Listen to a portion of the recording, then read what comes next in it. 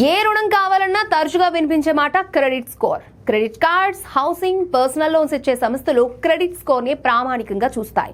ఒక వ్యక్తి తాలూకా గత లావాదేవీలు, చెల్లింపులు తదితర వివరాల ఆధారంగా క్రెడిట్ ఇన్ఫర్మేషన్ బ్యూరోలు నివేదికలను జారీ చేస్తూ ఉంటాయి. వాటిని ఆధారంగా చేసుకుని మీ క్రెడిట్ స్కోర్ నిర్ధారిస్తారు. ఆర్థిక సేవలను అందించే కొన్ని సంస్థలు ఉచితంగా తమ వినియోగదారులకు క్రెడిట్ నివేదికలను అందిస్తూ ఉంటాయి. వినియోగదారులు ఈ నివేదికను ఎన్నిసార్లైనా చూసుకునే వెసులుబాటును కొన్ని సంస్థలు కల్పిస్తూ ఉంటాయి. క్రెడిట్ నివేదికలను జారీ చేసేందుకు ఈమెయిల్, పేరు, మొబైల్ నంబర్, పాన్ తదితర వ్యక్తిగత వివరాలు అడుగుతారు.